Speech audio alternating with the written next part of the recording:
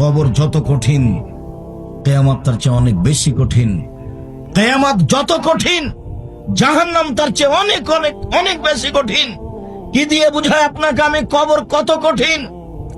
রাসূল সাল্লাল্লাহু আলাইহি ওয়াসাল্লাম বলেন, যখন তাকে কবরে জিজ্ঞাসা করা হবে দ্বীন সম্পর্কে, মুহাম্মদ সাল্লাল্লাহু আলাইহি সাল্লাম সম্পর্কে, ইসলাম সম্পর্কে, সে যদি উত্তর দিতে না পারে, ইয়াযরিবু যারবাতান, এত জোরে তাকে ফেরেশতা মারবেন, ইয়াসিহু সাইহাতান, সে বাপরে মারে করে চিৎকার করবে, ইয়াসমু মাওয়াইদাল মাশরিকুল মাগরিব ইল্লা সাকালাইন, সারা পৃথিবীর জীবজন্তু, কীট পতঙ্গ, পদার্থ, জড় পদার্থ সবকিছু তার চিৎকার শুনতে পাবে, মানুষ আর জিন শুনতে পাবে না।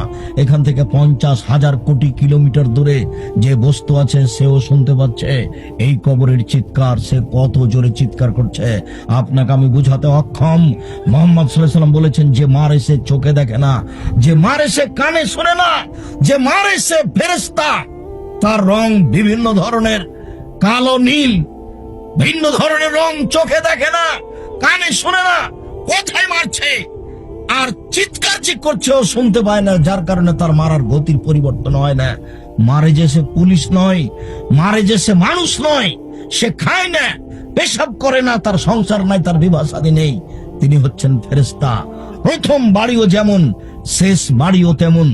এইভাবে তাকে মারতে থাকবে বিচারের দিন পর্যন্ত। রাসূল সাল্লাল্লাহু আলাইহি সাল্লাম বলেন, যে লাঠি দিয়ে মারা হয়, যে হাতুড় দিয়ে মারা হয়, সেই হাতুড় যদি পাহাড়ের উপরে মারা হয় তাহলে ফায়াসির তুরাব, সেটা পাথর হয়ে যাবে, ধুলা হয়ে যাবে, একবারে খান খান হয়ে। পাহাড়ের উপরে মারা হলে পাহাড় ধুলা হয়ে যাবে। যেই হাতুড় দিয়ে মারা হয়, সেই হাতুড়টা যদি পাহাড়কে মারা হয় তাহলে পাহাড় ধুলা হয়ে যাবে।